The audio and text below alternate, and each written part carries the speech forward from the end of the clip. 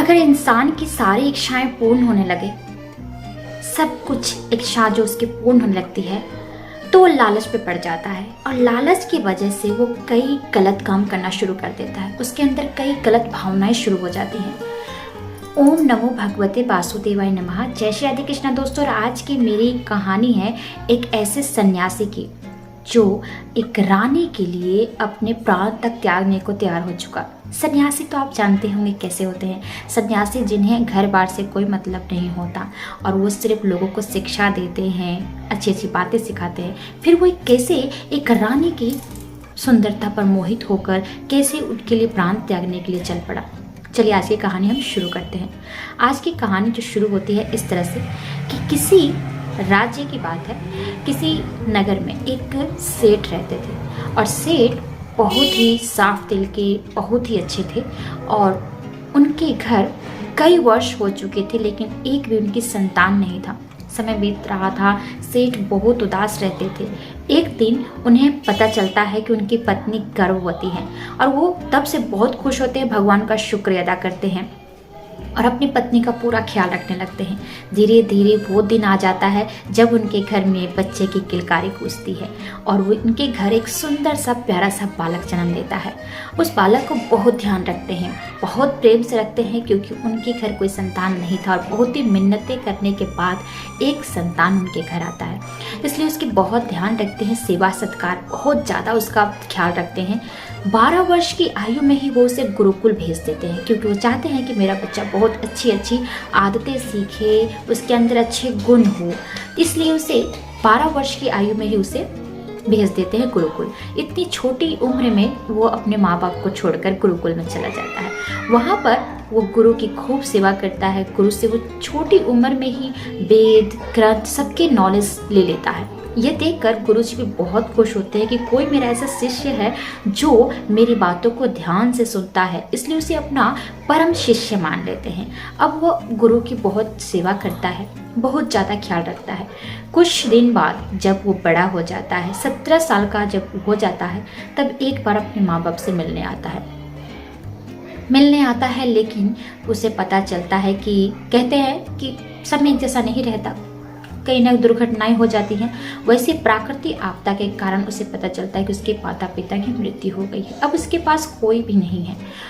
बहुत रोता है, बहुत ज़्यादा पछताता है कि मैं एक बार भी अपने माँ बाप से मिलने, और जब आया तो ये हाल, तो बहुत रो रहा था, अकेला अपने आप का महसूस कर रहा था। तब उसके गुरु जी जो उसे परम शिष्य मानते हैं, वो उसे समझाते हैं कि दुनिया में किसी का बस नहीं है, आना है चले जाना है, तुम चिंता मत करो। इसके बाद उस लड़के ने ठान लिया कि आज से वो सांसारिक मोह माया में नहीं पड़ेगा, उसके लिए कोई नहीं है और वो आज से अपने लिए मतलब दूसरों के लिए अच्छा भला करेगा, सबकी सेवा करेगा और गुरुओं की सेवा करेगा और उनके साथ अच्छे से व्यवहार करेगा, मतलब एक सन्यासी के रूप में रहेगा। इसीलिए वो अब लोगों को शिक्षाएं देना शुरू कर देता है। एक बहुत बड़े सन्यासी के नाम में वो उसका प्रचलित हो जाता है। सब लोग उसकी चर्चाएं करते हैं कि उनके पास जाने से हमारे विचार बदल जाते हैं। वहीं दूर एक राज्य के राजा जो थे, उसके बारे में बहुत सुन रहे थे कि सन्यासी जो अभी 17 साल का है और उसकी आव भाव देखकर, या फिर कोई कह नहीं सकता कि सन्यासी है, लेकिन उसके विचार से सबका मन बदल जाता है। इसलिए राजा भी बहुत दुखी रहते थे अपने जीवन में आने वाली परेशानियों से। इसलिए वो जाते हैं, निर्णय करते हैं कि हम भी जाएंगे, सन्यासी के पास मिलेंगे। और जाते हैं तो उस सन्यासी को देखते रह जाते हैं, उसके विचारों को सुनते हैं ध्यान से, और घर आने के बाद उनमें बहुत बदलाव आता है, बहुत परिवर्तन आता है उनके अंदर। वो सोचते हैं कि मैंने सिर्फ एक दिन में सन्यासी की बात सुना तो मेरी आदतें बदल गई। अगर मैं सन्यासी को अपने साथ रख लूं तो मेरा जीवन बदल जाएगा। इसलिए वो सन्यासी के पास जाते हैं और उसे अपने घर आने के लिए उनका प्रस्ताव रखते हैं। सन्यासी मना नहीं कर पाते हैं, घर आ जाते हैं। खाना पीना खाने के बाद सन्यासी बोलते हैं हमें जाना होगा।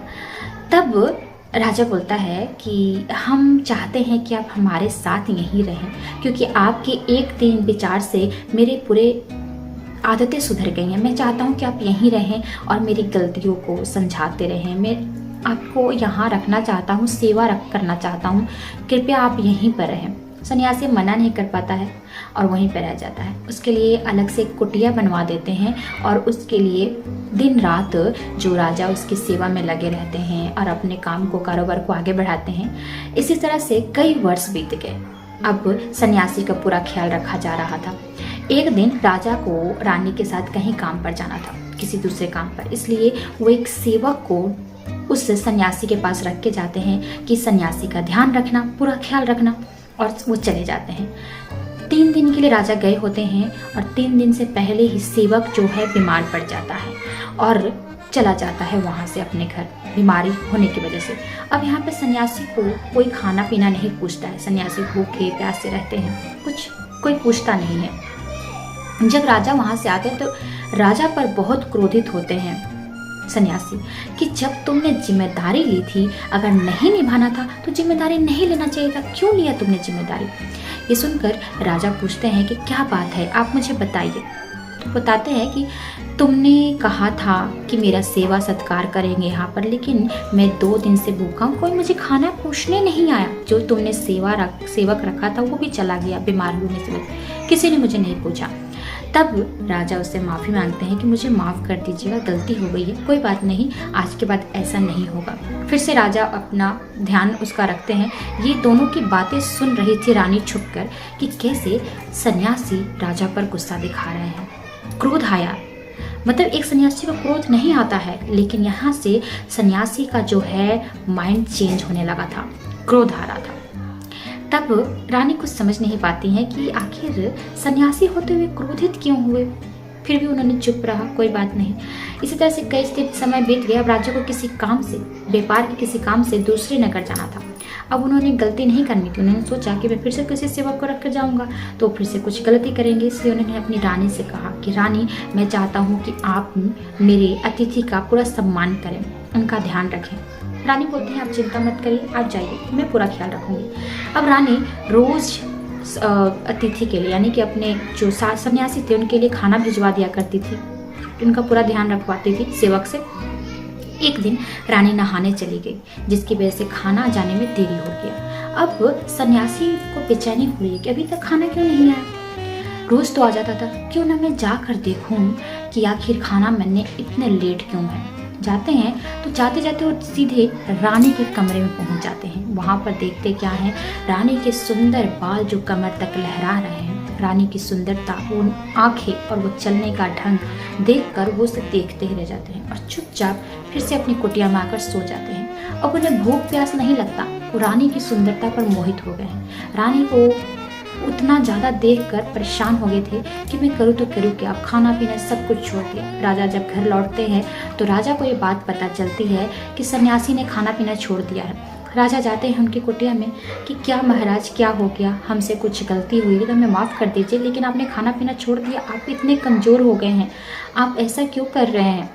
तो सन्यासी ने कहा नहीं, आपसे कोई गलती नहीं हुई है। तो बोलते क्या हुआ बताइए। तब सन्यासी ने कहा कि आपकी रानी की सुंदरता पर हम मोहित हो गए हैं, अगर आपकी रानी हमें नहीं मिली तो हम मर जाएंगे। ये सुनकर राजा हक्का बक्का रह जाते हैं। बोलते हैं अगर रानी हम आपको दे देंगे तो क्या आप ठीक रहेंगे। बोलते हैं हाँ, रानी हमें मिल जाए तो हम एकदम ठीक हो जाएंगे। अब राजा नहीं चाहते थे कि कोई सन्यासी का मृत्यु का पाप उनके सर पे लगे, इसलिए अपनी रानी के पास सन्यासी को लेकर जाते हैं। रानी से कहते हैं रानी, आपको इनकी मदद करनी चाहिए, क्या आप चाहती हैं कि मेरे या आपके सर पर किसी सन्यासी का पाप लगे मृत्यु का। बोलती है नहीं, वैसे क्या बात है, मैं इनकी क्या मदद कर सकती हूँ। बोलते हैं ये आपकी सुंदरता पर मोहित हो चुके हैं, अब वो चाहते हैं कि आप इनके साथ रहें, इसलिए मैं इनको सौंपना चाहता हूँ आपको, क्या आप इनके साथ जाना चाहेंगी। रानी सब समझ गई होती है पहले ही।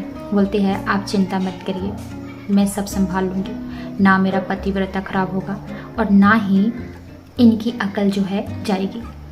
अब लेकर सन्यासी चला जाता है अपनी कुटिया में। रानी कहती है मैं महलों की रानी हूँ, मैं कुटिया में नहीं रह सकती। सन्यासी फिर जाते हैं राजा के पास और बोलते हैं कि हमें एक महल चाहिए, घर चाहिए रहने के लिए। राजा ने घर दिला दिया, लेकिन घर गंदा था। रानी ने कहा कि मैं इतने गंदे घर में नहीं रह सकती। फिर वो जाता है, बोलता है राजा जी घर को साफ करा दीजिए। घर को साफ करा दिया जाता है। अब राजा सन्यासी और रानी उस घर में एंटर करते हैं। रानी नहा धोकर बिस्तर पर जाती है, इधर सन्यासी भी बिस्तर पर जाता है। तब रानी कहती है, महाराज आप क्या थे और क्या हो गए हैं? सन्यासी जो दूसरों को जीने का ढंग सिखाते थे, आज खुद ही भूल गए कैसे जीते हैं। जो दूसरों की पराई स्त्रियों पर आंख नहीं डालते, वो हो गए आप तो कभी क्रोधित नहीं होते थे, दूसरों को ज्ञान दिया करते थे। बहुत सारी उसकी बातें याद दिलाती हैं। तभी सन्यासी एकदम सा हकबका कर बैठ जाता है, बोलता है, ये मैं क्या करने जा रहा था? मैं तो सच में एक सन्यासी हूँ, मैं दूसरों के लिए जीता हूँ, दूसरों की सेवा में लगा रहता हूँ। मैंने ये क्या कर दिया? रानी मुझे क्षमा कर दीजिए, मैंने बहुत बड़ी पाप कर दी है। मैं अभी आपको आपके राजा के पास लेके जाता हूँ। तभी रानी कहती है कि हाँ, वो तो मैं चली जाऊँगी, लेकिन मैं आपसे एक बात पूछना चाहती हूँ कि आप जिस दिन आपको खाना नहीं मिला था, आप उस दिन बहुत क्रोधित हुए थे। उसी दिन से मैं आपके स्वभाव में बदलाव देख रही हूँ, ऐसा क्यों? तब उसने बताया, सन्यासी ने, कि रानी जब मैं जंगलों में रहता था तो मैं 2-3 दिन भूखा रह जाता था, लेकिन मुझे कभी क्रोध नहीं आया। लेकिन जब से मैं यहाँ आया तो मुझे इस सब की आदत पड़ गई। मुझे हर चीज़ टाइम पर मिलने लगा, मेरी इच्छाएं बढ़ने लगी, जिसकी वजह से मेरे लालच होने लगा, मुझे क्रोध आने लगे, और इसकी वजह से मेरा वासना में बदलने लगा, मेरा मन वासना में बदलने लगा। और आज ऐसा हुआ कि मैं ये काम करने जा रहा था। मैं बहुत बड़ा पापी हूँ। और बहुत रोने लगता है। रानी उसे समझाती है, कोई बात नहीं, आप रास्ता भटक चुके थे, लेकिन अभी आप अपने रास्ते पर आ चुके हैं। उसी समय सन्यासी रानी को राजा के पास लेकर जाता है और क्षमा मांगता है कि मुझसे बहुत बड़ी गलती होगी, मुझे माफ़ कर दीजिए, ये अपनी रानी दीजिए और अब से मुझे यहाँ से जाने की अनुमति दीजिए, क्योंकि मुझे इच्छाएं जो मेरी पूरी हो रही थी उसकी वजह से मुझे क्रोध आने लगा था, और क्रोध के कारण मुझे लालच बढ़ने लगा, जिसकी वजह से मैं वासना में जाने लगा था। राजा ने अनुमति दे दी कि ठीक है, अब जाइए। अब सन्यासी फिर से अपनी जगह चला जाता है और वहीं पर अपना जो भी काम पहले करते थे वही काम शुरू कर देता है। तो इससे हमें सीखने के लिए बहुत सारी बातें मिलती हैं।